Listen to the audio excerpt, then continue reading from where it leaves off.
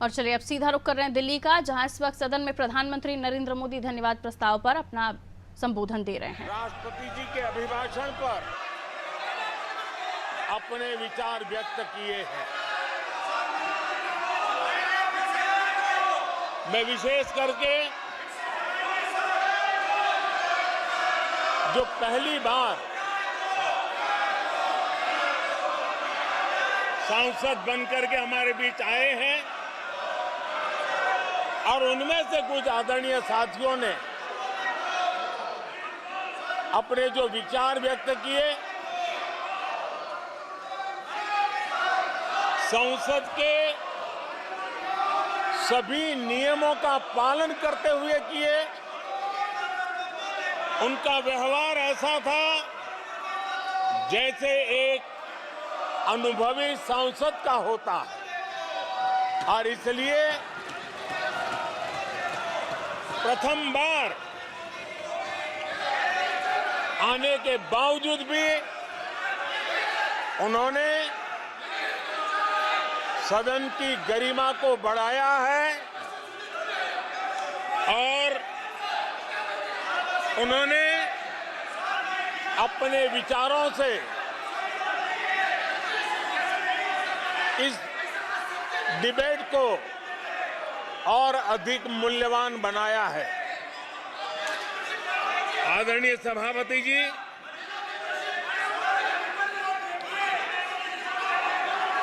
देश ने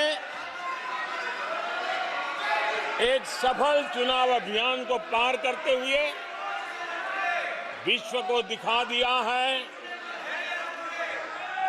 कि ये दुनिया का सबसे बड़ा चुनाव अभियान था। देश की जनता ने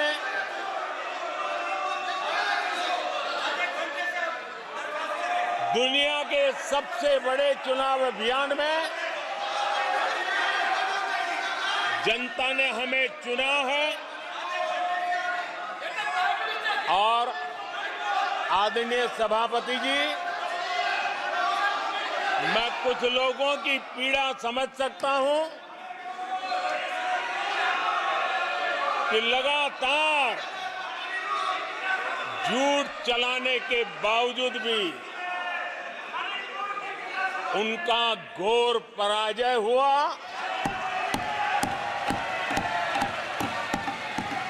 और लोकतंत्र के माननीय प्रतिपक्ष के नेता ये शोभा नहीं देता। आपको पर्याप्त समय पर्याप्त अवसर दिया है, ये शोभा नहीं देता। आप सदन में डायरेक्शन दो।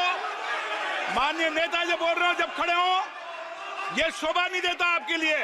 ये उचित नहीं है संसदीय परंपराओं के अनुसार। ये तरीका ठीक नहीं है आपका। नो, ये गलत तरीका है आपका और ये तरीका इस तरीके से नहीं चलेगा बिल्कुल। नो, गलत तरीका है। नो, ऐसे संसद के अंदर गरिमा बना के रखें आप गरिमा को तोड़ना चाहते हैं। आप संसद मर्यादा पीठ पीछे नहीं करें।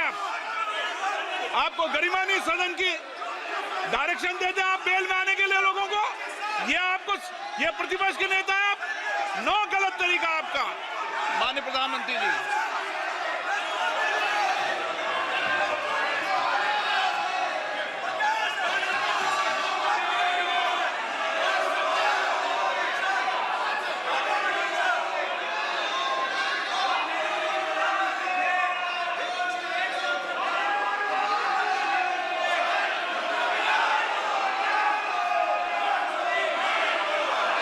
आदरणीय सभापति जी,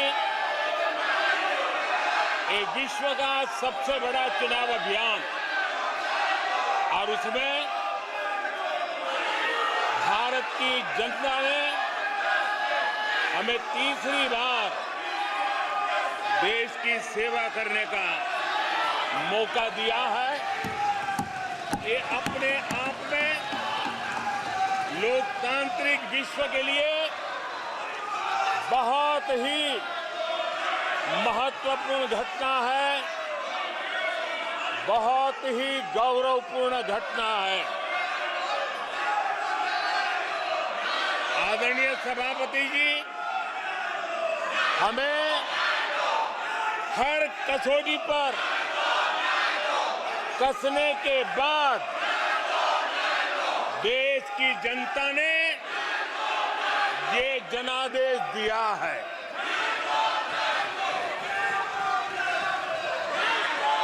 जनता ने हमारे 10 साल के ट्रैक रिकॉर्ड को देखा है।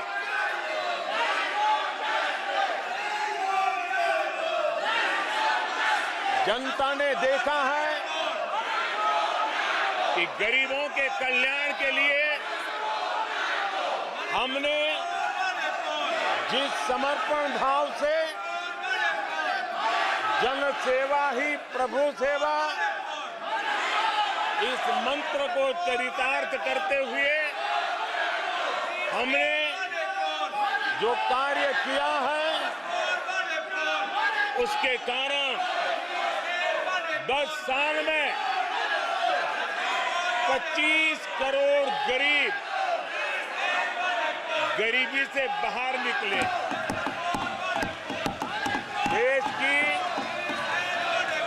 आजादी के कालखंड में इतने कम समय में इतने लोगों को गरीबी से बाहर निकालने का ये सफल प्रयास इस चुनाव में हमारे लिए आशीर्वाद का कारण बना है। आदरणीय सभापति जी, हम 2014 में जब पहली बार जीत करके आए थे तो चुनाव के अभियान में भी हमने कहा था कि हमारा करप्शन के प्रति 0 टॉलरेंस रहेगा। और आज मुझे गर्व है कि हमारे सरकार ने देश का सामान्य मानवी जो करप्शन के कारण पीड़ित है, देश को करप्शन ने दीमक की तरह खोखला कर दिया है। ऐसे में भ्रष्टाचार के प्रति हमारी जो 0 टॉलरेंस नीति है, आज देश ने हमें उसके लिए आशीर्वाद दिया है। आदरणीय सभापति जी, आज दुनिया भर में भारत की साख बढ़ी है। आज विश्व में भारत का गौरव हो रहा है और भारत के तरफ देखने का नजरिया भी एक गौरवपूर्ण नजरिया हर भारतवासी अनुभव करता है। आदरणीय सभापति जी, देश की जनता ने देखा है कि हमारा एकमात्र लक्ष्य नेशन फर्स्ट है, भारत सर्वप्रथम है। हमारे हर नीति, हमारे हर निर्णय, हमारे हर कार्य का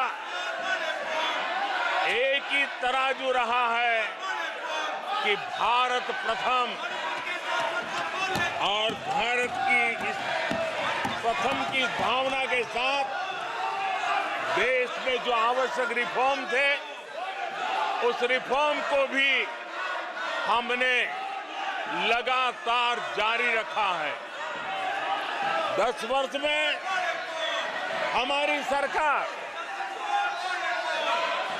सबका साथ, सबका विकास, इस मंत्र को लेकर के लगातार देश के सभी लोगों का कल्याण करने का प्रयास करती रही है। आदरणीय सभापति जी,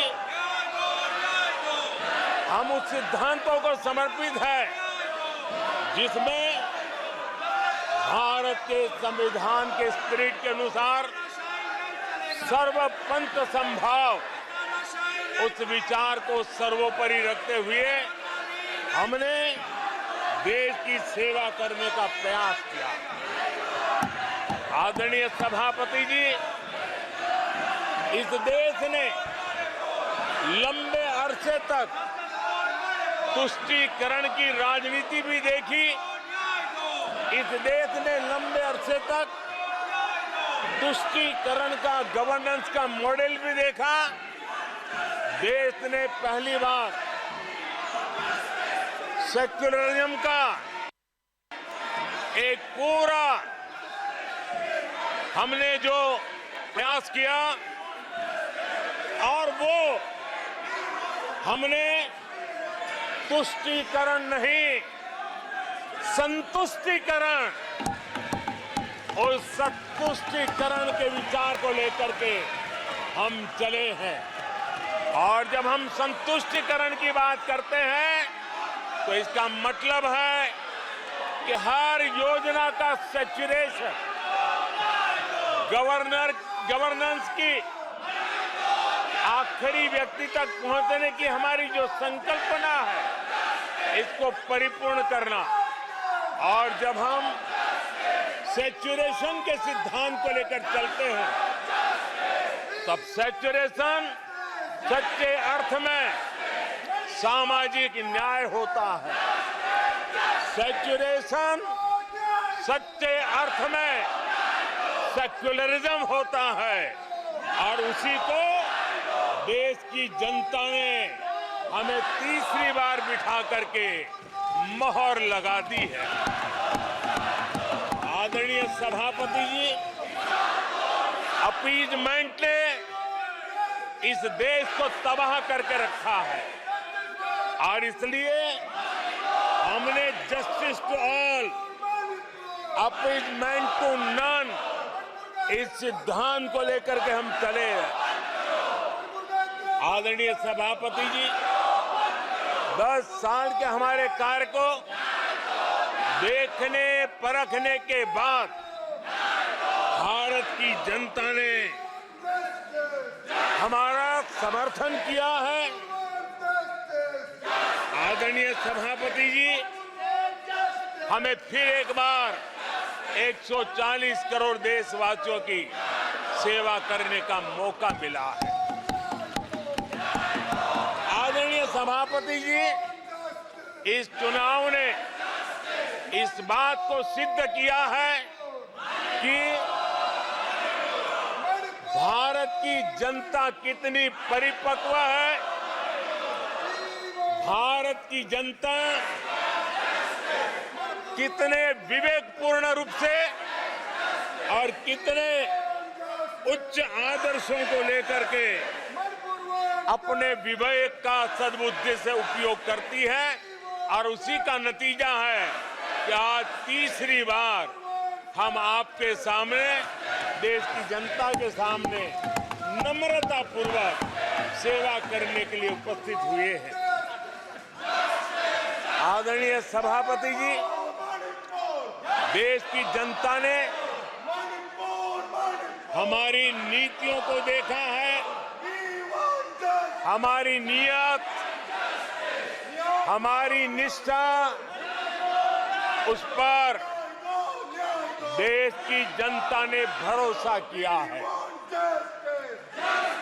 आदरणीय सभापति जी, इस चुनाव में हम जनता के बीच एक बड़े संकल्प के साथ देश की जनता के पास आशीर्वाद मांगने के लिए गए थे और हमने आशीर्वाद मांगा था विकसित भारत के हमारे संकल्प के लिए। हमने विकसित भारत के निर्माण के लिए एक प्रतिबद्धता के साथ, एक शुभ निष्ठा के साथ जन सामान्य का कल्याण करने के इरादे से हम गए थे। जनता ने विकसित भारत के संकल्प को 4 चांद लगा करके हमें फिर से एक बार विजयी बना करके देश की जनता की सेवा करने का मौका दिया है। आदरणीय सभापति जी, जब देश विकसित होता है तब कोटि कोटि जनों के सपने पूरे होते हैं। देश जब विकसित होता है तब कोटि कोटि जनों के संकल्प सिद्ध होते हैं। आदरणीय सभापति जी, जब देश विकसित होता है तब आने वाली पीढ़ियों के लिए भी एक मजबूत नींव उनके सपनों को पूरा करने के लिए तैयार हो जाती है। आदरणीय सभापति जी, विकसित भारत का सीधा सीधा लाभ हमारे देश के नागरिकों की गरिमा, हमारे देश के नागरिकों के क्वालिटी ऑफ लाइफ में सुधार, ये स्वाभाविक हमें विकसित भारत होने से देश के कोटि कोटि जनों के भाग्य में आता है। आजादी के बाद मेरा देश का सामान्य नागरिक इन चीजों के लिए तरसता रहा है। आदरणीय सभापति जी, जब विकसित भारत होता है तब हमारे गांव की स्थिति, हमारे शहरों की स्थिति, उसमें भी बहुत बड़ा सुधार होता है। गांव के जीवन में गौरव भी होता है, गरिमा भी होती है और विकास के नए नए अवसर भी होते हैं। हमारे शहरों का विकास भी एक अवसर के रूप में विकसित भारत में उभरता है, तब दुनिया की विकास यात्रा में भारत के शहर भी बराबरी करेंगे, ये हमारा सपना है। आदरणीय सभापति जी, विकसित भारत का मतलब होता है कोटि कोटि नागरिकों को कोटि कोटि अवसर उपलब्ध होते हैं, अनेक अनेक अवसर उपलब्ध होते हैं और वो अपने कौशल्य, अपनी क्षमता और संसाधनों के अनुसार विकास की नई सीमाओं को प्राप्त कर सकता है। आदरणीय सभापति जी,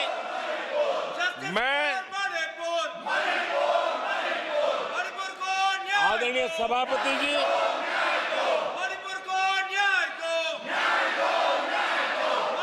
आदरणीय सभापति जी,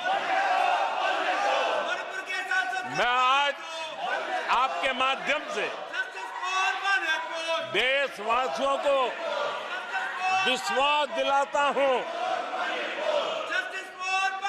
मैं देशवासियों को विश्वास दिलाता हूं कि विकसित भारत के जिस संकल्प को लेकर के हम चले हैं, उस संकल्प की पूर्ति के लिए हम भरसक प्रयास करेंगे, पूरी निष्ठा से करेंगे, पूरी ईमानदारी से करेंगे और हमारा समय का पल पल और हमारे शरीर का कण कण हम देशवासियों को विकसित भारत के सपने को पूरा करने के लगाएंगे।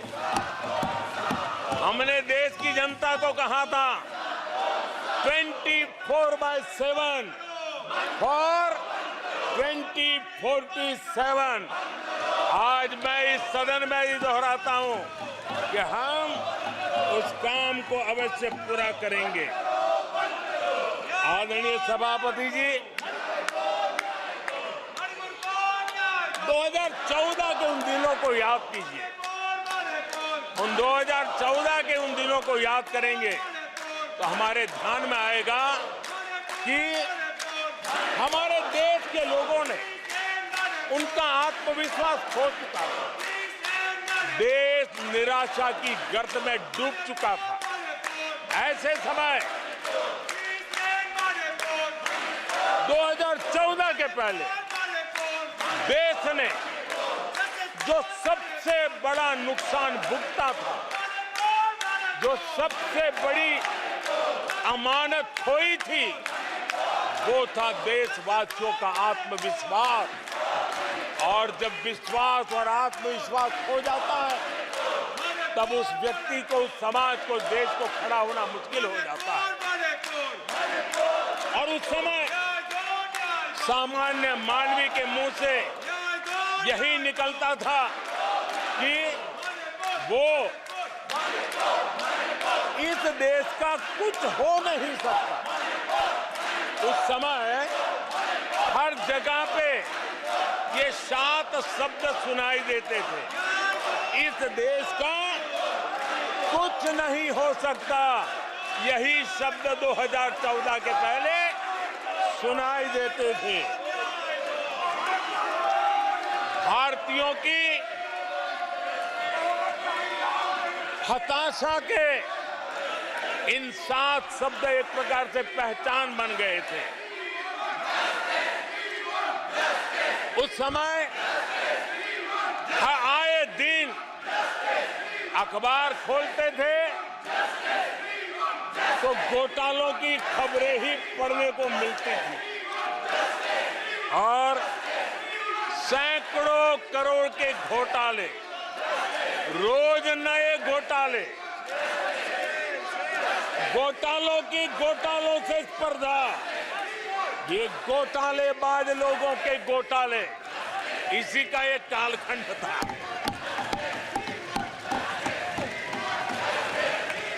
और बेशर्मी के साथ सार्वजनिक रूप से स्वीकार भी कर लिया जाता था कि दिल्ली से 1 रुपया निकलता है तो 15 पैसा पहुंचता है।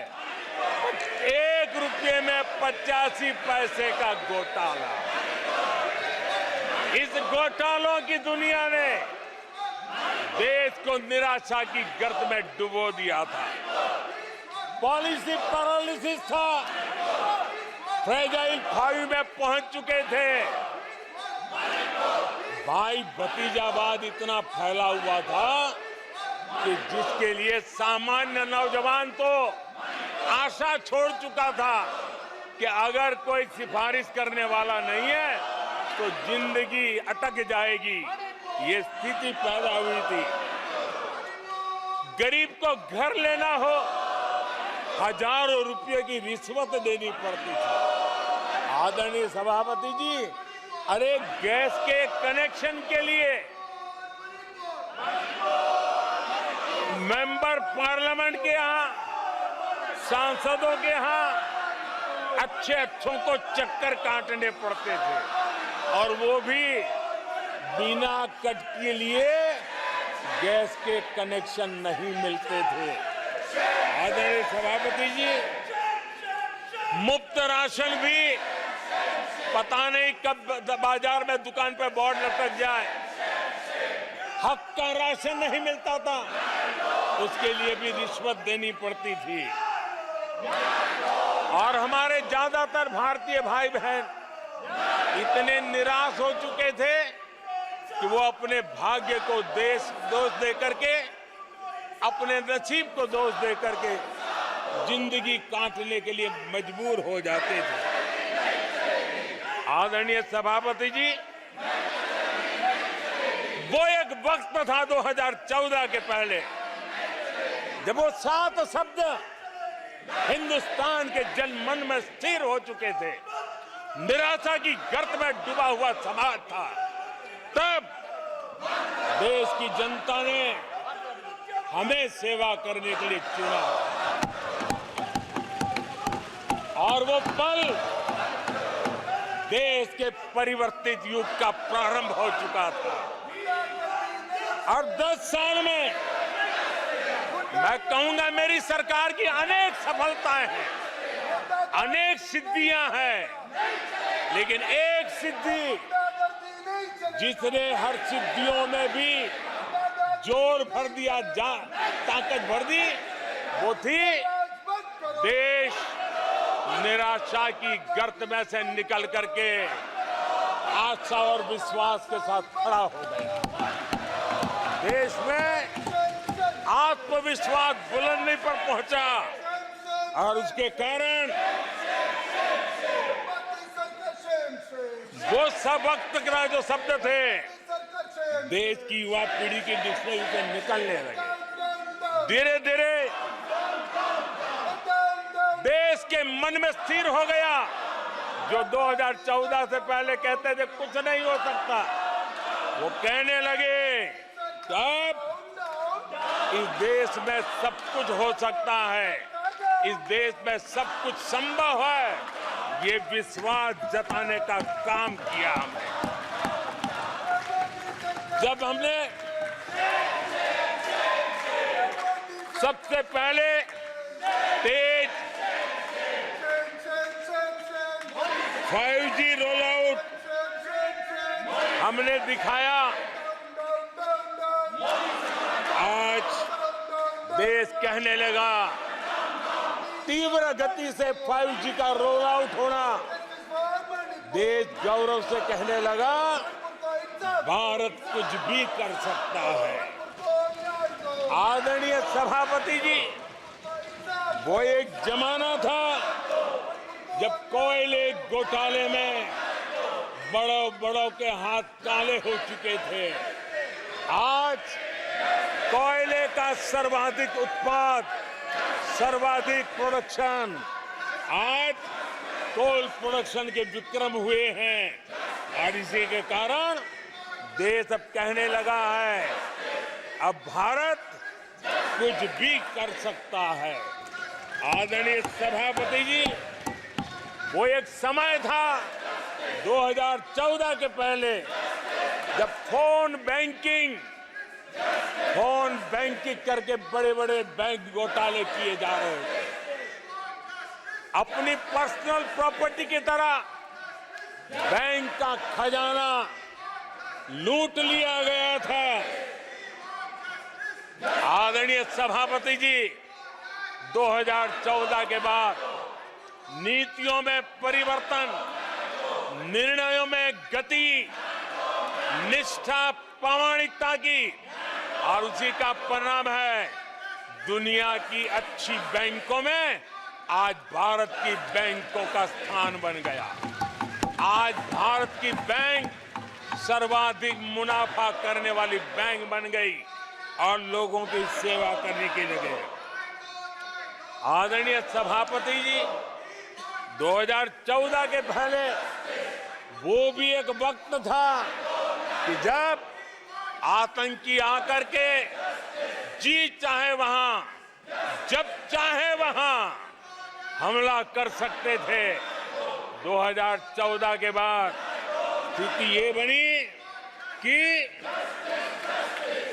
जब वहां उस समय 14 के पहले निर्दोष लोग मारे जाते थे, हिंदुस्तान के कोने कोने को टारगेट किया जाता था और सरकारें चुपचाप बैठी रहती थी, मुंह तक खोलने को तैयार नहीं थी।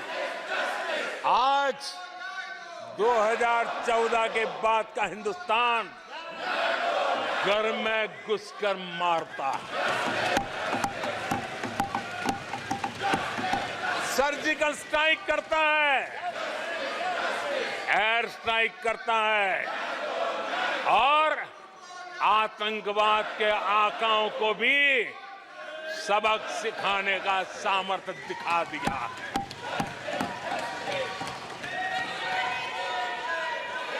आज आदरणीय सभापति जी, देश का एक एक नागरिक जानता है कि अपनी सुरक्षा के लिए भारत कुछ भी कर सकता है। आदरणीय सभापति जी, आर्टिकल 370 इसकी पूजा करने के वाले लोगों ने, वोट बैंक की राजनीति का हथियार बनाने वालों ने 370 को उसने जम्मू कश्मीर का जो हालात कर दिए थे, वहां के लोगों के अधिकार छीन लिए थे, भारत का संविधान जम्मू की कश्मीर की सीमा में प्रवेश नहीं कर सकता था और यहां संविधान सर पे रख करके नाचने वाले लोग संविधान को जम्मू कश्मीर में लागू करने का हौसला नहीं रखते, बाबा साहब अम्बेडकर का अपमान किया करते थे। और 370 का वो जमाना था, सेनाओं पर पत्थर चलते थे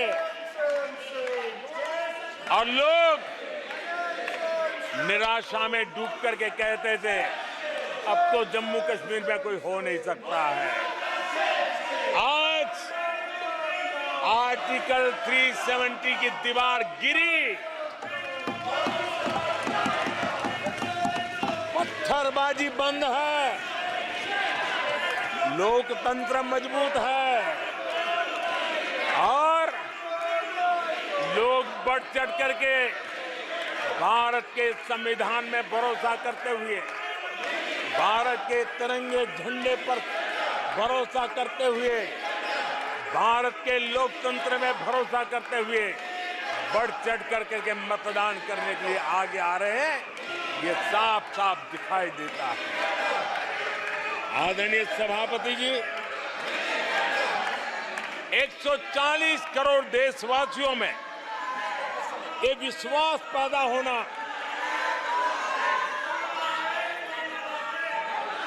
ये उम्मीद और जब विश्वास जगता है तो विकास का वो ड्राइविंग फोर्स बन जाता है। इस विश्वास ने विकास का ड्राइविंग फोर्स का काम किया है। आदरणीय सभापति जी, ये विश्वास विकसित भारत संकल्प से सिद्धि का विश्वास है। आदरणीय सभापति जी,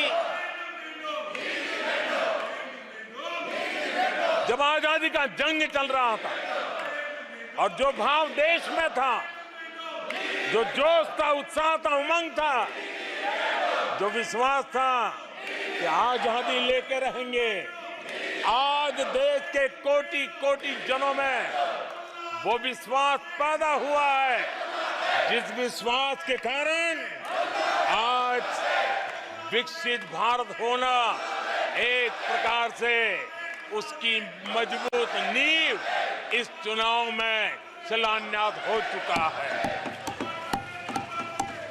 जो ललक आजादी के आंदोलन में थी, वही ललक विकसित भारत के इस सपने को साकार करने में है।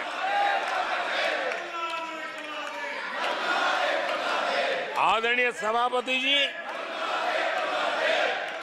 आज भारत के लक्ष्य बहुत विराट है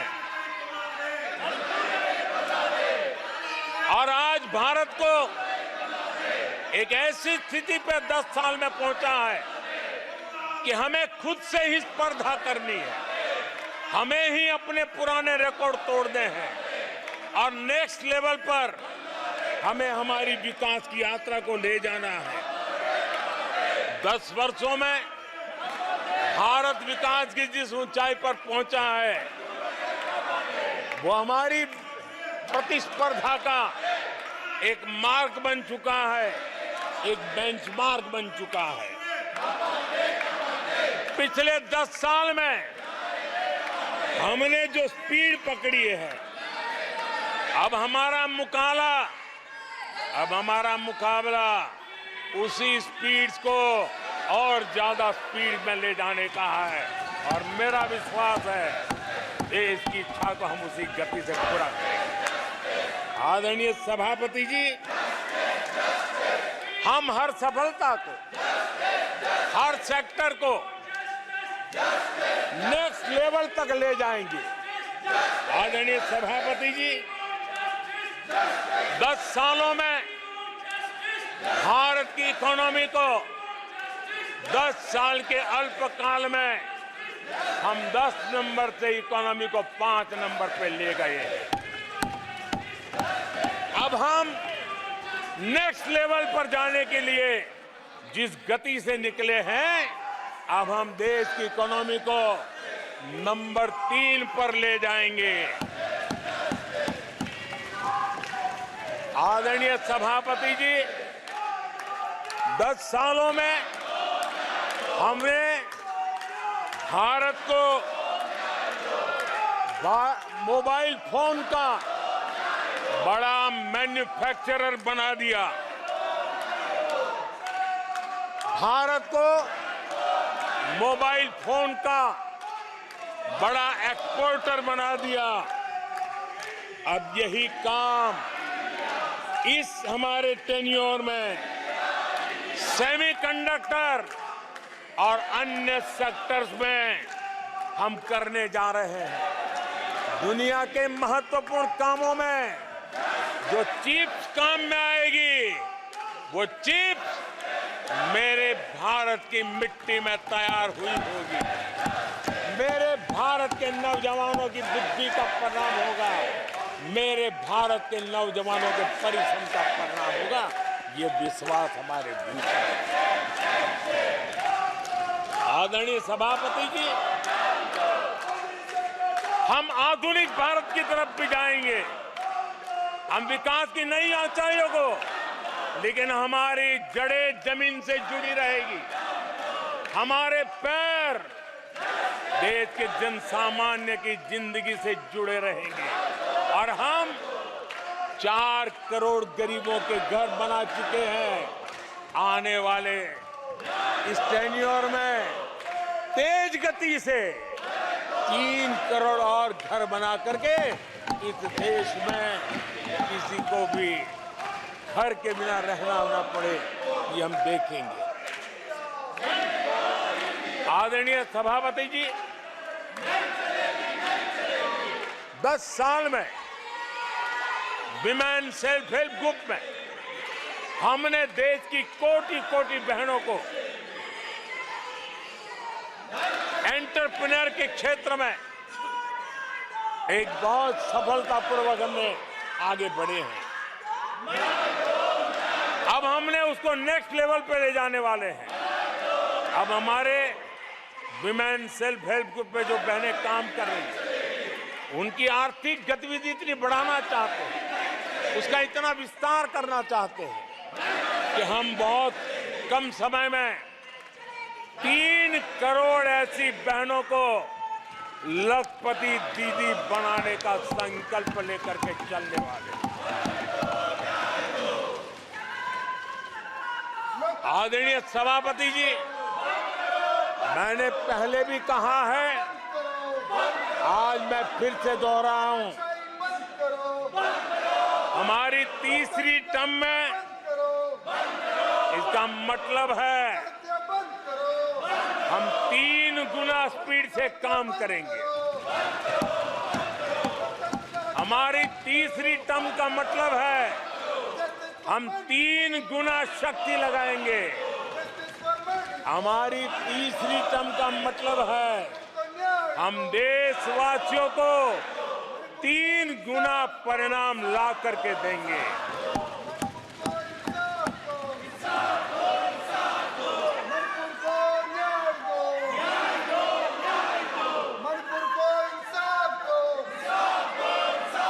अपने सदस्यगणों, नेता प्रतिपक्ष माननीय सदस्य, मेरे सबको मौका दिया।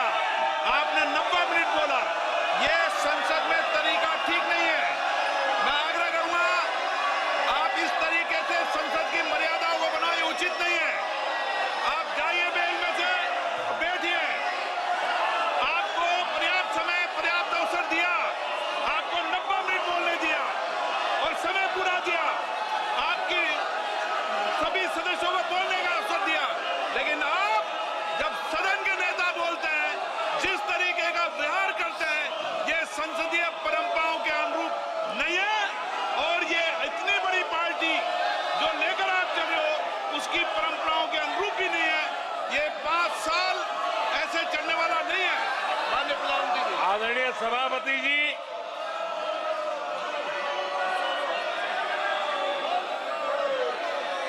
आदरणीय सभापति जी, एनडीए का तीसरी बार सरकार में आना एक ऐतिहासिक घटना है।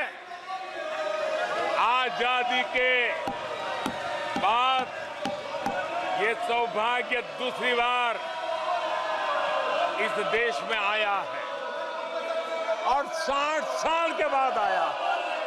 इसका मतलब ये सिद्धि पाना कितना कठोर परिश्रम के बाद होता है, कितना अभूतपूर्व विश्वास संपादन होने के बाद होता है। ऐसे ही ये राजनीति के खेल से नहीं होता है, जनता जनार्दन की सेवा से प्राप्त आशीर्वाद से होता है। आदरणीय सभापति जी,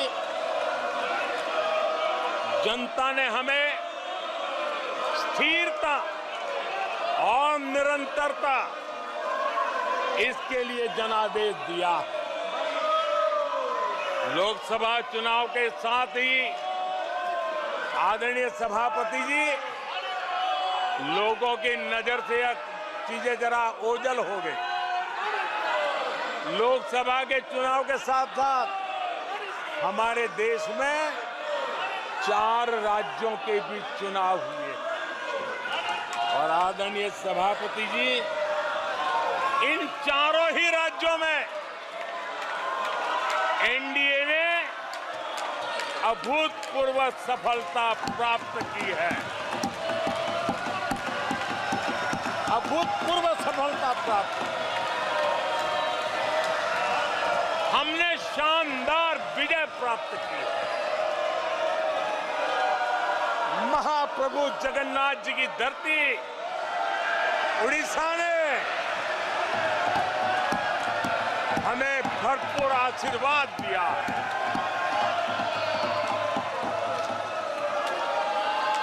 आदरणीय सभापति जी, आंध्र प्रदेश एनडीए ने क्लीन स्वीप किया है। सूक्ष्मदर्शक यंत्र में भी ये नजर नहीं आते हैं। आदरणीय सभापति जी, अरुणाचल प्रदेश हम फिर एक बार सरकार बनाई है। सिक्किम में एनडीए ने फिर एक बार सरकार बनाई है। अभी 6 महीने पहले ही आदरणीय सभापति जी, आपका होम स्टेट राजस्थान, मध्य प्रदेश और छत्तीसगढ़ में हमने प्रचंड विजय पाया है। आदरणीय सभापति जी, हमें नए नए क्षेत्रों में जनता का प्यार मिल रहा है, जनता का आशीर्वाद मिल रहा है। आदरणीय सभापति जी, बीजेपी ने केरला में इस बार खाता खोला है और बड़े गर्व के साथ केरला से हमारे सांसद हमारे साथ बैठते हैं। तमिलनाडु में कई सीटों पर बीजेपी ने दमदार उपस्थिति दर्ज की है। कर्नाटक, यूपी और राजस्थान में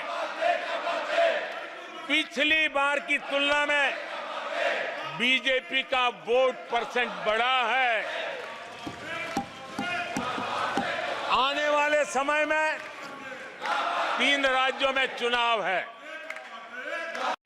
जिन राज्यों में चुनाव, उसमें से 3 की मैं बात करता हूं। महाराष्ट्र, हरियाणा और झारखंड, यहां चुनाव आ रहे हैं। आदरणीय सभापति जी, पिछली विधानसभा में इन 3 राज्यों में हमें जितने वोट मिले थे, इस लोकसभा चुनाव में इन 3 राज्यों में हमें उससे भी ज्यादा वोट मिले हैं। आदरणीय सभापति जी, पंजाब में भी हमारा भूतपूर्व प्रदर्शन रहा है और हमें बढ़त मिली है।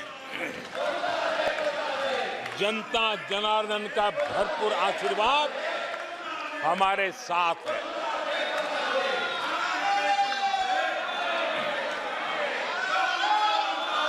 आदरणीय सभापति जी, 24 के चुनाव में कांग्रेस के लिए भी इस देश की जनता ने जनादेश दिया है और इस देश की जनादेश है कि आप वहीं बैठिए,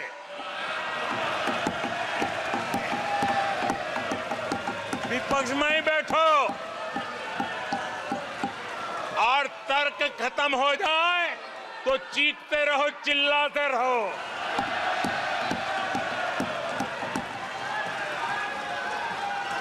आदरणीय सभापति जी, कांग्रेस के इतिहास का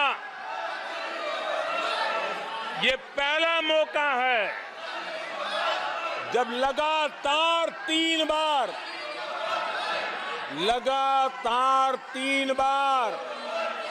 कांग्रेस 100 का आंकड़ा पार नहीं कर पाई है। कांग्रेस के इतिहास में ये तीसरी सबसे बड़ी हार है, तीसरा सबसे खराब प्रदर्शन है। अच्छा होता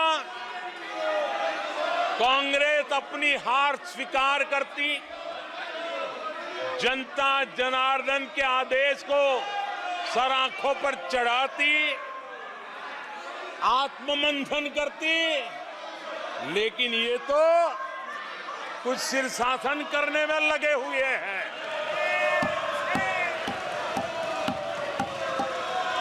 और कांग्रेस और उसकी इकोसिस्टम दिन रात बिजली जला करके हिंदुस्तान के नागरिकों के मन में ये प्रस्थापित करने की कोशिश कर रहे हैं कि उन्होंने हमें हरा दिया है। आदरणीय सभापति जी, ऐसा क्यों हो रहा है, मैं जरा अपने सामान्य जीवन के अनुभव से बताता हूं।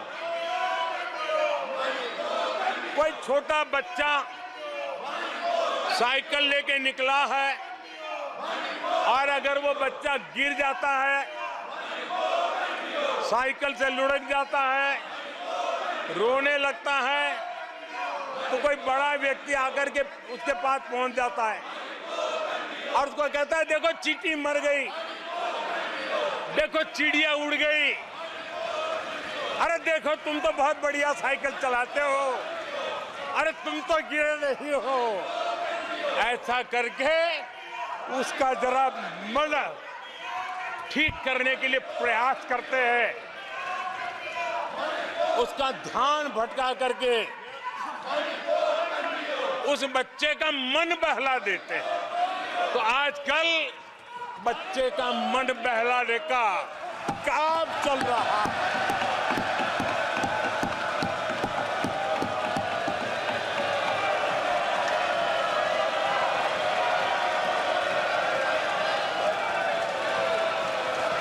और कांग्रेस के लोग और उनका इकोसिस्टम आजकल ये मन बहलाने का काम कर रहा है। आदरणीय सभापति जी, 1984 उस चुनाव को याद कीजिए। उसके बाद इस देश में 10 लोकसभा के चुनाव हुए 10 लोकसभा के चुनाव हुए, 84 के बाद 10-10 लोकसभा के चुनाव होने के बावजूद भी कांग्रेस 250 के आंकड़े को छू नहीं पाई है।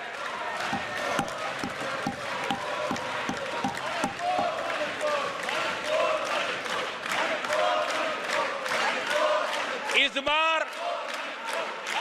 किसी तरह 99 के चक्कर में फंसे गए हैं।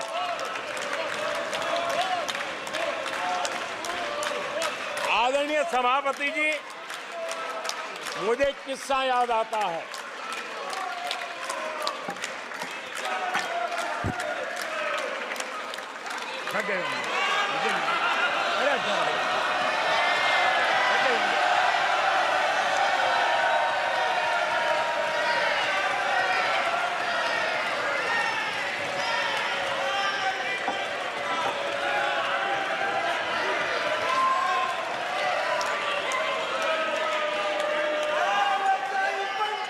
आदरणीय सभापति जी,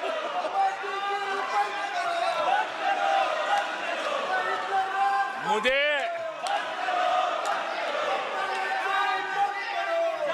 एक किस्सा याद आता है। आदरणीय सभापति जी, मुझे एक किस्सा याद आता है। 99 मार्क्स लेकर एक बालक घमंड में घूम रहा था और देश सबको दिखाता था, देखो कितने ज्यादा मार्क्स आए हैं। तो लोग भी जब 99 सुनते थे तो शाबाशी देते थे, बहुत उसको हौसला बुलंद करते थे। तो फिर उनके टीचर आए कि भैया किस बात की मिठाई बांट रहे हो, ये 100 में से 99 नहीं लाया, ये तो 543 में से लाया है।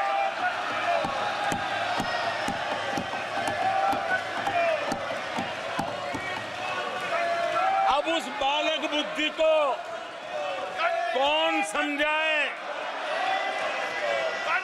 कि तुमने फेल होने का वर्ल्ड रिकॉर्ड बना दिया है।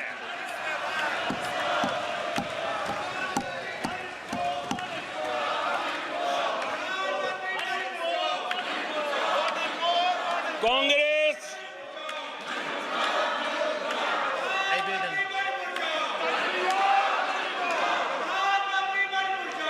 आदरणीय सभापति जी, कांग्रेस के नेताओं के बयानों में ये बयानबाजी ने शोले फिल्म को भी पीछे छोड़ दिया है।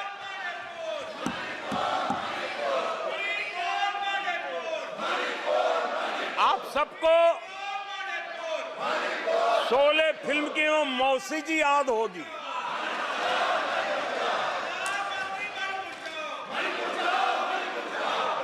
तीसरी बार तो हारे हैं, पर मौसी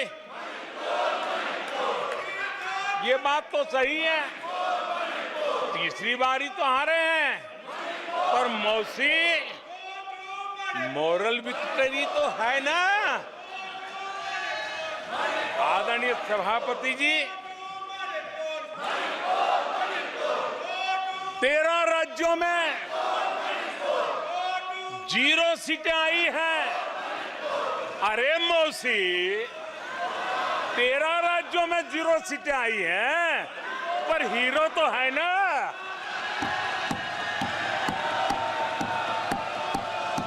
आदरणीय सभापति जी,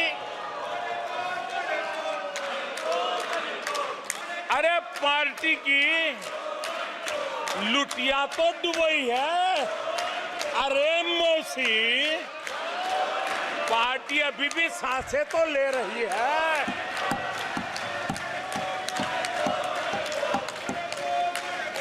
मैं कांग्रेस के लोगों को कहूंगा, जनादेश को फर्जी जीत के जश्न में मत दबाओ। जनादेश को फर्जी जीत के नशे में मत डुबाओ, उस जश्न में मत दबाओ। ईमानदारी से देशवासियों के जनादेश को जरा समझने की कोशिश करो, उसे स्वीकार करो।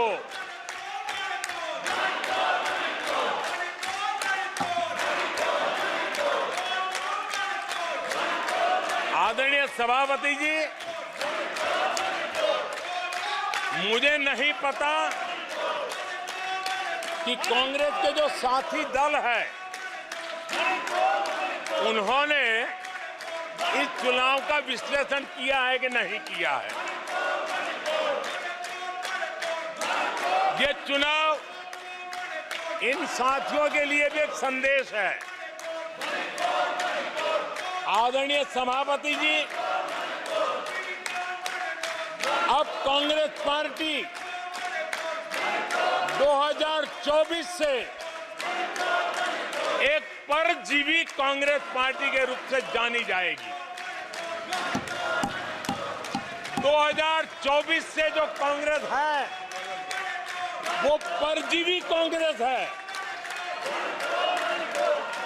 और परजीवी वो होता है जो जिस शरीर पर उस शरीर के साथ रहता है, ये परजीवी उसी को ही खाता है।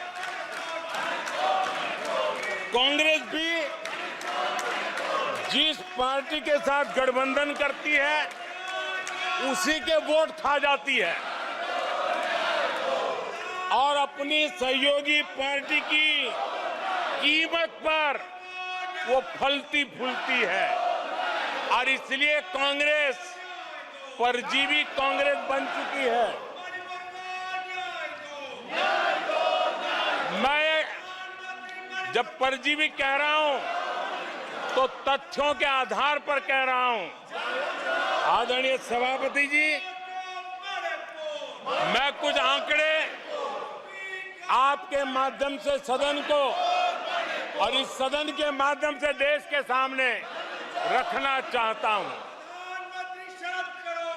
जहां जहां भाजपा और कांग्रेस का सीधा मुकाबला था, या जहां कांग्रेस मेजर पार्टी थी और साथी के पास 1, 2, 3 सीटें थी, वहां कांग्रेस का स्ट्राइक रेट सिर्फ और सिर्फ 26% है, 26% है। लेकिन जहां किसी का पल्लू पकड़ करके चलते थे, जहां वो जूनियर पार्टनर थे, किसी दल ने उनको कुछ दे दिया मौका, ऐसे राज्यों में कांग्रेस जहां जूनियर पार्टनर थी उनका स्ट्राइक रेट 50% है, और कांग्रेस की 99 सीटों में से ज्यादातर सीटें उनके सहयोगियों ने उनको जिताया है। और इसलिए मैं कहता हूं ये परजीवी कांग्रेस है। 16 राज्यों में जहां कांग्रेस अकेले लड़ी, वहां उसका वोट शेयर इस चुनाव में गिर चुका है। आदरणीय सभापति जी, गुजरात, छत्तीसगढ़ और मध्य प्रदेश, इन 3 राज्यों में जहां कांग्रेस अपने दम पर लड़ी और 64 में से 64 में से सिर्फ 2 सीट जीत पाई है, 64 में से 2। इसका साफ मतलब है कि इस चुनाव में कांग्रेस पूरी तरह परजीवी बन चुकी और अपने सहयोगी दलों के कंधे पर उन्होंने चढ़ करके ये सीटों का आंकड़ा बढ़ाया है। अगर कांग्रेस ने अपने सहयोगियों के जो वोट खाए हैं वो अगर न खाए होते तो लोकसभा में उनके लिए इतनी सीटें जीत पाना भी बहुत मुश्किल था।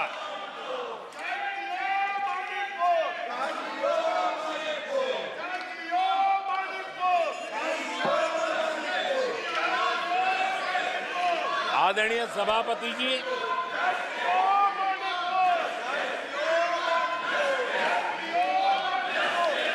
ऐसे समय एक अवसर आया। देश ने विकास के रास्ते को चुना है। देश ने विकसित भारत के सपने को साकार करने का मन बना लिया है। तब भारत को एकजुट होकर समृद्धि का नया सफर तय करना है। ऐसे समय ये देश का दुर्भाग्य है कि हिंदुस्तान में 6 दशक तक राज करने वाली कांग्रेस पार्टी अराजकता फैलाने में जुटी हुई है। ये दक्षिण में जाकर उत्तर के लोगों के खिलाफ बोलते हैं, ये उत्तर में जाकर के पश्चिम के खिलाफ जहर उगलते हैं, पश्चिम के लोगों के खिलाफ बोलते हैं, महापुरुषों के खिलाफ बोलते हैं। इन्होंने भाषा के आधार पर बांटने की हर कोशिश की है। जिन नेताओं ने देश के हिस्से को भारत से अलग करने की वकालत की थी, उनको संसद की टिकट देने तक का दुर्भाग्य हमें देखना पड़ा, जो कांग्रेस पार्टी ने पाप किया। कांग्रेस पार्टी खुलेआम एक जाति को दूसरी जाति के खिलाफ लड़ाने के लिए रोज नई नैरेटिव गढ़ रही है, नए अफवाहें फैला रही है। आदरणीय सभापति जी, देश के एक हिस्से के लोगों को हीन बताने की प्रवृत्ति का भी कांग्रेस के लोग बढ़ावा दे रहे हैं। आदरणीय सभापति जी, कांग्रेस देश में आर्थिक अराजकता फैलाने की दिशा में भी सोची समझी चाल चल रही है। चुनाव के दौरान जो बातें की गई, राज्यों में, उनके राज्यों में जिस प्रकार से आर्थिक कदम ये उठा रहे हैं, ये वो रास्ता आर्थिक अराजकता की तरफ देश को घसीटने वाला है। उनके राज्य देश पर आर्थिक बोझ बन जाए, ये खेल जानबूझ करके खेला जा रहा है। मंचों से साफ साफ घोषणा की गई, अगर इनके मन का परिणाम नहीं आया, 4 जून को देश में आग लगा दी जाएगी। लोग इकट्ठे होंगे, अराजकता फैलाएंगे। ये अधिकृत रूप से आह्वान किए गए, ये अराजकता फैलाना इनका मकसद है। भारत की लोकतांत्रिक प्रक्रिया को सवालों के घेरे में लाकर अराजकता फैलाने का प्रयास किया गया है। सीएए को लेकर जो अराजकता फैलाई गई, देश के लोगों में गुमराह करने का जो खेल खेला गया, पूरी इकोसिस्टम इस बात को बल देती रही ताकि उनके राजनीतिक मकसद पूरे हो। आदरणीय सभापति जी, देश को दंगों में झोंकने के भी कुत्सित प्रयास पूरे देश में देखे हैं। आदरणीय सभापति जी,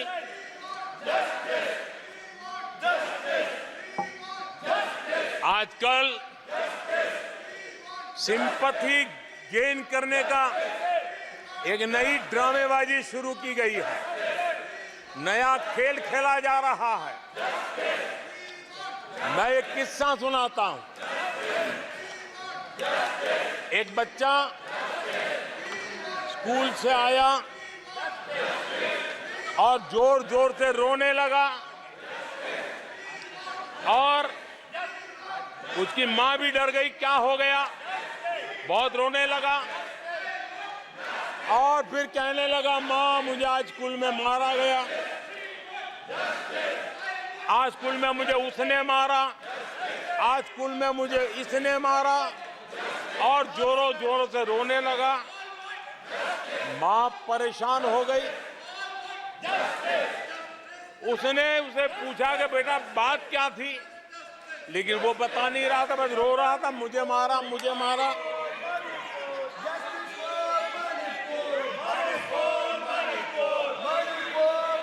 बच्चा ये नहीं बता रहा था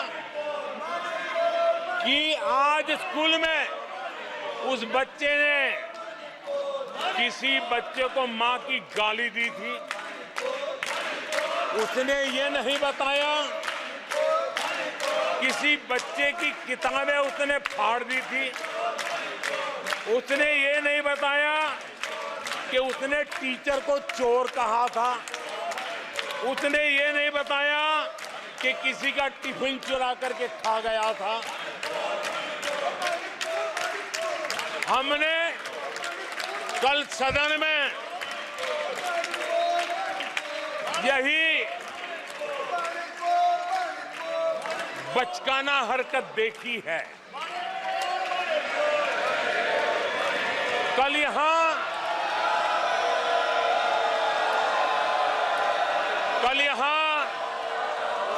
बालक बुद्धि का विलाप चल रहा था।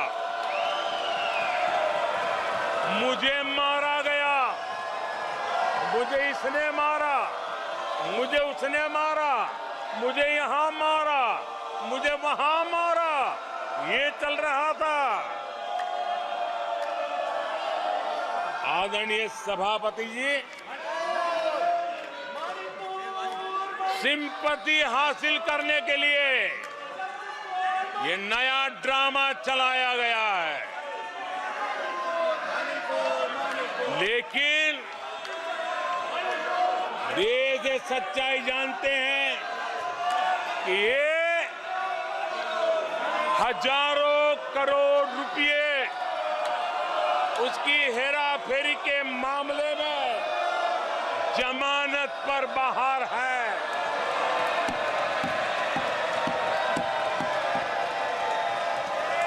ये ओबीसी वर्ग के लोगों को चोर बताने के मामले में सजा पा चुके हैं। इनको देश की सर्वोच्च अदालत पर गैर जिम्मेदाराना बयान देने के बाद माफी मांगनी पड़ी है। इन पर महान स्वातंत्र सेनानी वीर सावरकर जैसे महान व्यक्तित्व का अपमान करने का मुकदमा है। इन पर देश की सबसे बड़ी पार्टी के अध्यक्ष को हत्यारा कहने का मुकदमा चल रहा है। इन पर अनेक नेताओं, अधिकारियों, संस्थानों पर झूठ बोलने के गंभीर आरोप हैं और वो केस चल रहे हैं। आदरणीय सभापति जी, बालक बुद्धि में ना बोलने का ठिकाना होता है और न ही बालक बुद्धि में व्यवहार का कोई ठिकाना होता है। और जब ये बालक बुद्धि पूरी तरह सवार हो जाती है तो सदन में भी किसी के गले पड़ जाते हैं। ये बालक बुद्धि अपनी सीमाएं खो देती है तो सदन के अंदर बैठ करके आंखें मारते हैं, आंखें मारते हैं। इनकी सच्चाई आदरणीय सभापति जी अब पूरा देश समझ गया है। इसलिए आज देश इनसे कह रहा है तुमसे नहीं हो पाएगा, तुमसे ना हो पाएगा।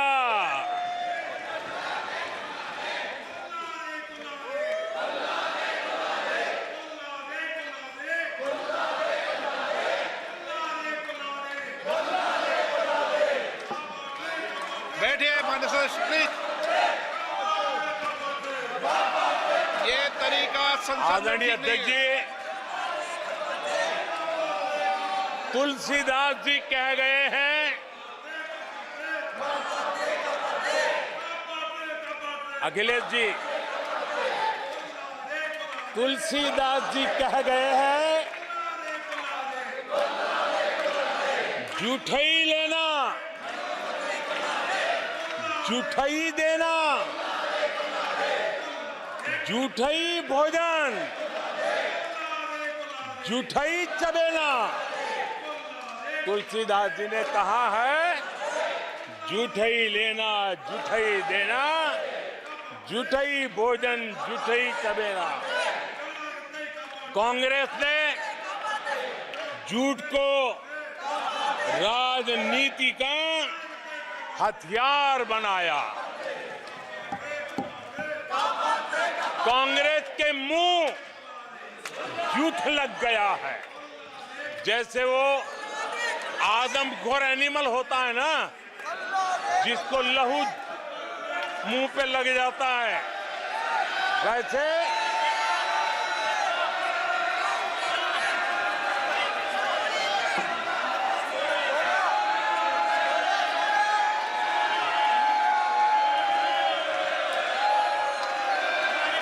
आदरणीय सभापति जी,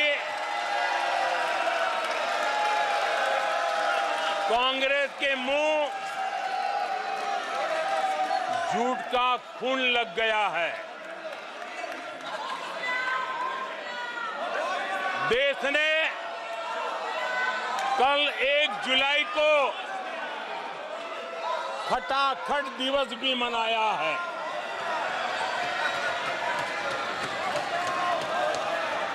एक जुलाई को लोग अपने बैंक अकाउंट चेक कर रहे थे कि 8,500 रुपये आए कि नहीं आए। ये झूठ नैरेटिव का परिणाम देखिए। इसी चुनाव में कांग्रेस ने देशवासियों को गुमराह किया। माताओं बहनों को हर महीने 8,500 रुपये देने का झूठ इन माताओं के बहनों के दिलों को जो चोट लगी है ना, वो श्राप बन करके ये कांग्रेस को तबाह करने वाली है। आदरणीय सभापति जी, ईवीएम को लेकर झूठ, संविधान को लेकर झूठ, आरक्षण को लेकर झूठ, उससे पहले राफेल को लेकर झूठ, HAL को लेकर के झूठ, LIC को लेकर के झूठ, बैंकों को लेकर झूठ, कर्मचारियों को भी भड़काने के प्रयास हुए। हौसला तो इतना बढ़ गया कि कल सदन को भी गुमराह करने का प्रयास हुआ। कल अग्निवीर को लेकर सदन में झूठ बोला गया। कल यहां भरपूर असत्य बोला गया कि MSP नहीं दिया जा रहा। अध्यक्ष जी, संविधान की गरिमा से खिलवाड़ ये सदन का दुर्भाग्य है और अनेक बार लोकसभा में जीत करके आए लोग सदन की गरिमा के साथ खिलवाड़ करे, ये शोभा नहीं देता है। आदरणीय सभापति जी, जो दल 60 साल तक यहां बैठा है, जो सरकार के कामों को जानता है, जिसके पास अनुभवी नेताओं की श्रृंखला है, वे जब अराजकता के इस रास्ते पर चले जाएं, झूठ के रास्ते को चुन ले, तब देश गंभीर संकट की तरफ जा रहा है, इसका सबूत मिल रहा है। आदरणीय सभापति जी, सदन की गरिमा से खिलवाड़ ये हमारे संविधान निर्माताओं का अपमान है, इस देश के महापुरुषों का अपमान है, देश के लिए आजादी के लिए बलिदान देने वाले वीर सपूतों का अपमान है। और इसलिए आदरणीय सभापति जी, मैं जानता हूं आप बहुत सहृदयी हैं, आप उदार मन के मालिक हैं, आप संकट के समय भी हल्की फुल्की मीठी मुस्कान के साथ चीजों को झेल लेते हैं। लेकिन आदरणीय सभापति जी, अब जो हो रहा है, कल जो हुआ है, वो गंभीरता से लिए बिना संसदीय लोकतंत्र को हम रक्षित नहीं कर पाएंगे। आदरणीय सभापति जी, इन हरकतों को बालक बुद्धि कह करके, बालक बुद्धि मान करके हम नजरअंदाज नहीं करना चाहिए, कतई नजरअंदाज नहीं करना चाहिए। और मैं इसलिए कह रहा हूं कि इसके पीछे इरादे नेक नहीं है, इरादे गंभीर खतरे के हैं और मैं देशवासियों को भी जगाना चाहता हूं। आदरणीय सभापति जी, इन लोगों का झूठ हमारे देश के नागरिकों की विवेक बुद्धि पर आशंका व्यक्त करता है। उनका झूठ देश के सामान्य विवेक बुद्धि पर एक तमाचा मारने की निर्लज्ज हरकत है। आदरणीय सभापति जी, ये हरकतें देश की महान परंपराओं पर तमाचा है। आदरणीय सभापति जी, इस सदन की गरिमा बचाने का बहुत बड़ी जिम्मेदारी आप पर है। सदन में शुरू हुई झूठ की परंपरा पर कठोर कार्रवाई करेंगे, ये देशवासियों की भी और इस सदन की भी अपेक्षा है। आदरणीय सभापति जी, कांग्रेस ने संविधान और आरक्षण पर भी हमेशा झूठ बोला है। आज मैं 140 करोड़ देशवासियों के सामने सच्चाई रखना चाहता हूं, बड़ी नम्रता पूर्वक रखना चाहता हूं। देशवासियों ने भी इस सत्य को जानना बहुत जरूरी है। आदरणीय सभापति जी, आपातकाल इमरजेंसी का 50वां वर्ष है। इमरजेंसी सिर पर सिर्फ सत्ता के लोभ के खातिर, तानाशाही मानसिकता के कारण देश पर थोपा गया तानाशाही शासन था और कांग्रेस क्रूरता की सभी हदें पार कर चुकी है। उसने अपने ही देशवासियों पर क्रूरता का पंजा फैलाया था और देश के ताने बाने को छिन्न विच्छिन्न करने का पाप किया था। आदरणीय सभापति जी, सरकारों को गिराना, मीडिया को दबाना, हर कारनामे संविधान की भावना के खिलाफ, संविधान की धाराओं के खिलाफ, संविधान के एक एक शब्द के खिलाफ थे।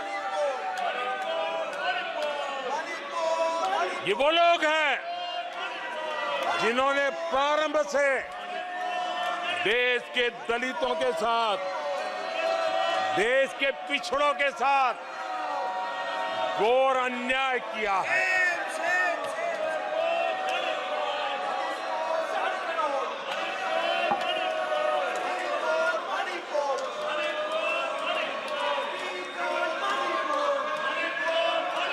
आदरणीय सभापति जी, और इसी कारण से बाबा साहब आंबेडकर ने कांग्रेस की दलित विरोधी, पिछड़े विरोधी मानसिकता के कारण नेहरू जी की कैबिनेट से इस्तीफा दिया था। उन्होंने पर्दाफाश किया था कि कैसे नेहरू जी ने दलितों, पिछड़ों के साथ अन्याय किया और बाबा साहब आंबेडकर ने कैबिनेट से इस्तीफा देते समय जो कारण बताए थे, वो कारण इनके चरित्र को दर्शाते हैं। बाबा साहब आंबेडकर जी ने कहा था, मैं सरकार द्वारा अनुसूचित जातियों की उपेक्षा पर अपने अंदर उत्पन्न आक्रोश को रोक नहीं सका। ये बाबा साहब आंबेडकर के शब्द हैं। अनुसूचित जातियों की उपेक्षा, इसने बाबा साहब आंबेडकर को आक्रोशित कर दिया। बाबा साहब के सीधे हमले के बाद नेहरू जी ने बाबा साहब आम्बेडकर का राजनीतिक जीवन खत्म करने के लिए पूरी ताकत लगा दी। आदरणीय सभापति जी, पहले षड्यंत्र पूर्वक बाबा साहब आम्बेडकर को चुनाव में हरवाया गया। आदरणीय सभापति जी, हराया इतना ही नहीं, उन्होंने बाबा साहब आम्बेडकर के इस पराजय की उसका जश्न मनाया, खुशी मनाई और खुशी उन्होंने व्यक्त की। आदरणीय सभापति जी, एक पत्र में ये लिखित है इस खुशी का। आदरणीय सभापति जी, बाबा साहब की तरह ही दलित नेता बाबू जगजीवन राम जी को भी उनका हक नहीं दिया गया। इमरजेंसी के बाद जगजीवन राम जी का पीएम बनने की संभावना थी। इंदिरा गांधी जी ने पक्का किया कि जगजीवन राम जी किसी भी हालत में पीएम न बने, और एक किताब में लिखा गया है कि किसी भी कीमत पर जगजीवन राम प्रधानमंत्री नहीं बनने चाहिए। अगर बन गए तो वो हटेंगे नहीं जिंदगी पर। ये इंदिरा जी गांधी का कोट उस किताब में है। कांग्रेस ने चौधरी चरण सिंह जी के साथ भी यही व्यवहार किया, उनको भी नहीं छोड़ा था। पिछड़ों के नेता कांग्रेस पार्टी के अध्यक्ष बिहार के सपूत सीताराम केसरी के साथ भी अपमानित व्यवहार करने का पाप इसी कांग्रेस ने किया। आदरणीय सभापति जी, कांग्रेस पार्टी प्रारंभ से ही आरक्षण की घोर विरोधी रही है। नेहरू जी ने तो मुख्यमंत्रियों को चिट्ठी लिख करके साफ साफ शब्दों में आरक्षण का विरोध किया था। कांग्रेस के एक प्रधानमंत्री श्रीमती इंदिरा गांधी जी ने मंडल कमीशन का रिपोर्ट ठंडे बक्से में सालों तक दबाए रखा था। आदरणीय सभापति जी, कांग्रेस पार्टी के तीसरे प्रधानमंत्री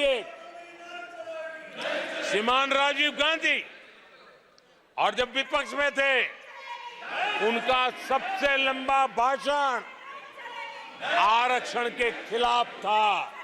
वो आज भी संसद के रिकॉर्ड में उपलब्ध है। और इसलिए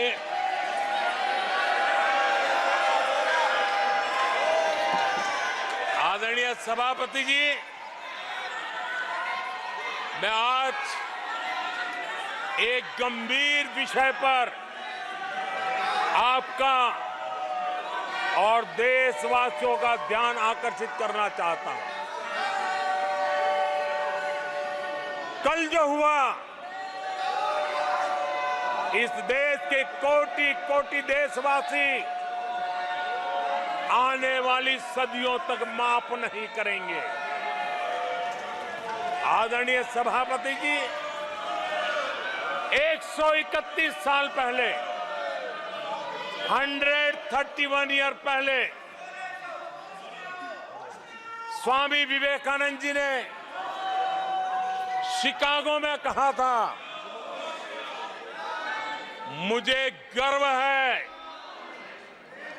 कि मैं उस धर्म से आता हूं जिसने पूरी दुनिया को सहिष्णुता और वैश्विक स्वीकृति सिखाई है।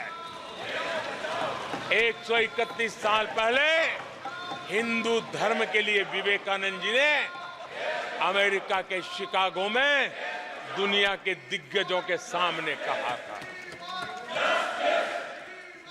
आदरणीय सभापति जी, हिंदू सहनशील है, हिंदू अपनत्व को लेकर के जीने वाला समूह है।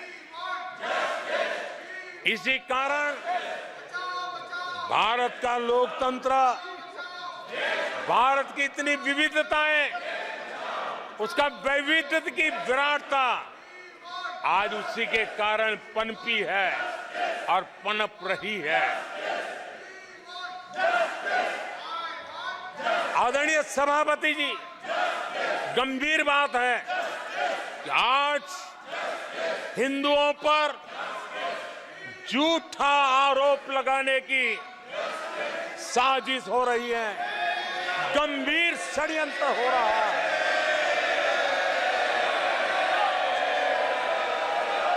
आदरणीय सभापति जी,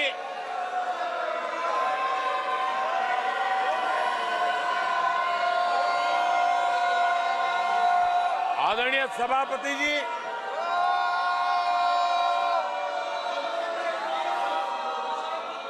ये कहा गया हिंदू हिंसक होते हैं? ये है आपके संस्कार, ये है आपका चरित्र, ये है आपकी सोच, ये है आपकी नफरत इस देश के हिंदुओं के साथ।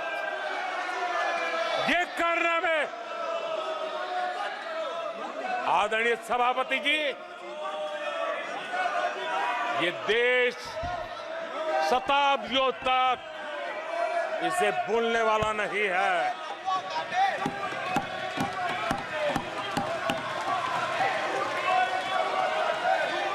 कुछ दिन पहले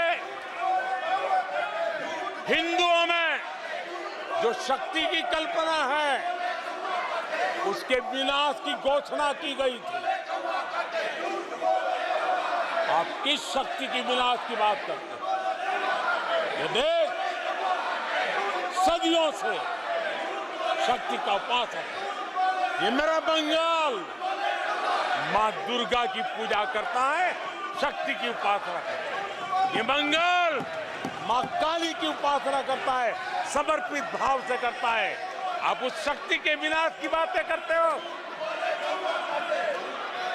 ये वो लोग हैं जिन्होंने हिंदू आतंकवाद ये शब्द गढ़ने की कोशिश की थी।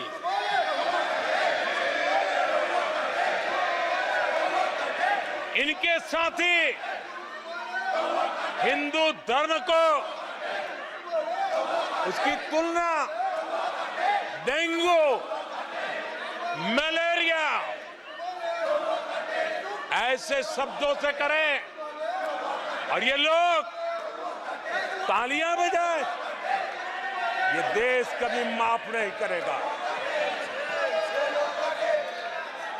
आदरणीय सभापति जी, एक सोची समझी रणनीति के तहत इनका पूरा इकोसिस्टम, हिंदू परंपरा, हिंदू समाज, इस देश की संस्कृति, देश की विरासत, इसको नीचा दिखाना, उसे गाली देना, उसे अपमानित करना, हिंदुओं का मजाक उड़ाना, इसे फैशन बना दिया है और उसको संरक्षण देने का काम अपने राजनीतिक स्वार्थ के लिए ऐसे तत्व कर रहे हैं। आदरणीय सभापति जी,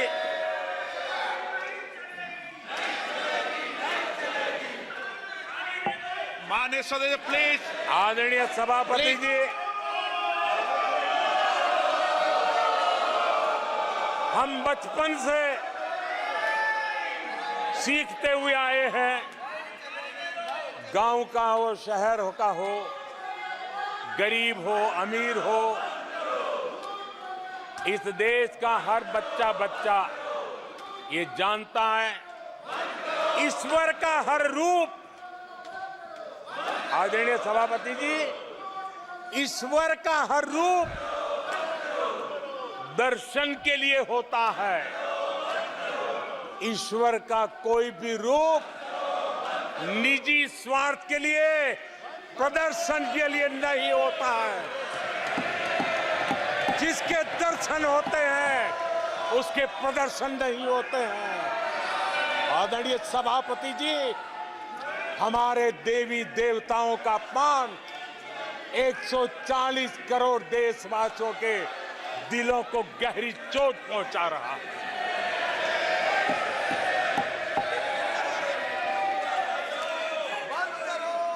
निजी राजनीतिक स्वार्थ के लिए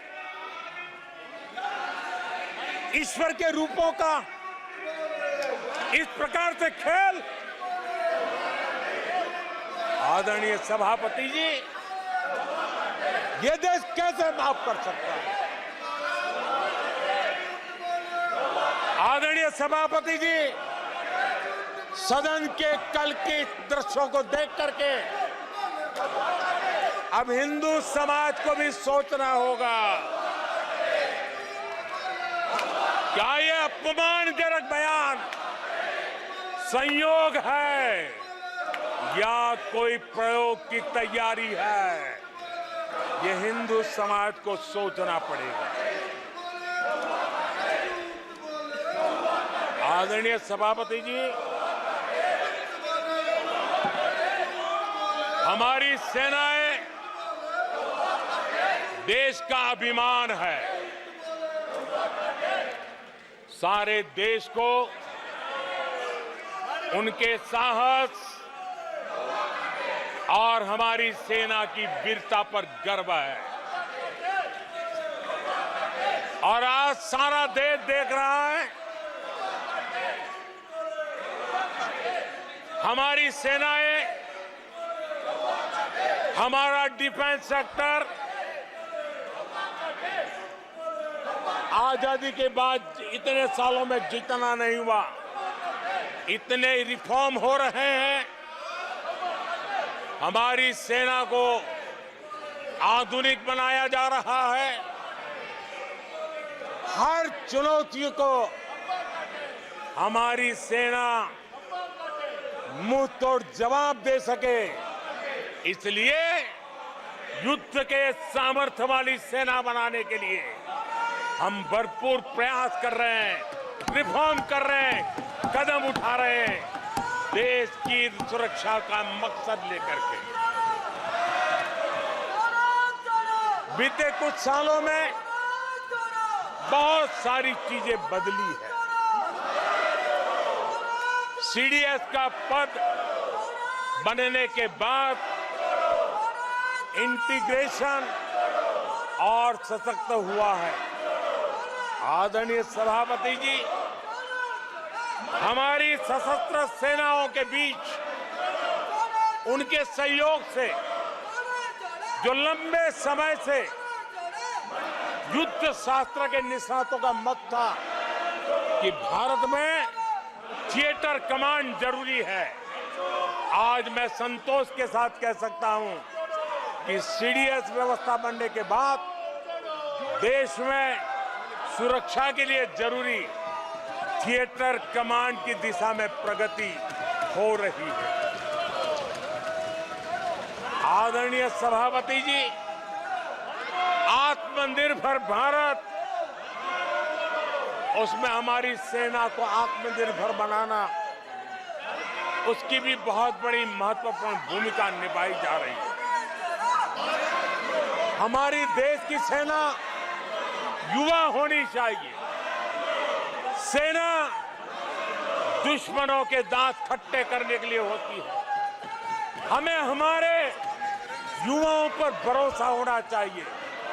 सेना में युवाओं की ताकत बढ़ानी चाहिए और इसलिए हम लगातार युद्ध योग्य सेना बनाने के लिए रिफॉर्म कर रहे हैं।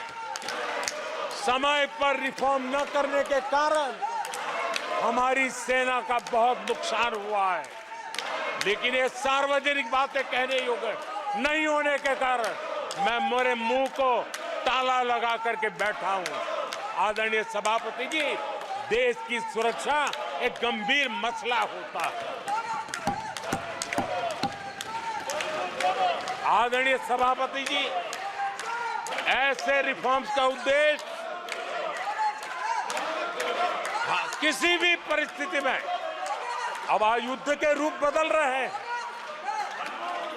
संसाधन बदल रहे हैं, शस्त्र बदल रहे हैं, टेक्निक बदल रही है। ऐसे में हमें हमारी सेनाओं को उसी चुनौतियों के अनुरूप तैयार करना, ये बहुत बड़ी जिम्मेवारी होती है, जिसको निभाने के लिए गालियां खा करके भी, झूठे आरोप सह करके भी, मुंह पर ताला लगा करके हम काम कर रहे हैं। ऐसे समय देश की सेना को आधुनिक बनाना, सशक्त बनाने के ऐसे समय कांग्रेस क्या कर रही है? ये झूठ फैला रहे हैं। डिफेंस रिफॉर्म्स के प्रयासों को कमजोर करने का षड्यंत्र कर रहे हैं। आदरणीय सभापति जी, दरअसल कांग्रेस के लोग कभी भी भारतीय सेनाओं को ताकतवर होते नहीं देख सकते। आदरणीय सभापति जी, कौन नहीं जानता कि नेहरू जी के समय देश की सेनाएं कितनी कमजोर होती थी। हमारी सेनाओं में कांग्रेस ने जो लाखों करोड़ों के घोटाले किए, वही तरीका था जिसने देश की सेना को कमजोर किया है। ये देश की सेनाओं को कमजोर किया। जल हो, थल हो, नभ हो, सेना की हर आवश्यकता में इन्होंने, देश आजाद हुआ तब से भ्रष्टाचार की परंपरा बनाई। जीप घोटाला हो, पनडुब्बी घोटाला हो, बोफोर्स घोटाला हो, इन सारे घोटालों ने देश की सेना की ताकत को बढ़ने से रोका है। वो भी एक वक्त था, आदरणीय सभापति जी, कांग्रेस के जमाने में हमारी सेनाओं के पास बुलेट प्रूफ जैकेट भी नहीं हुआ करते थे।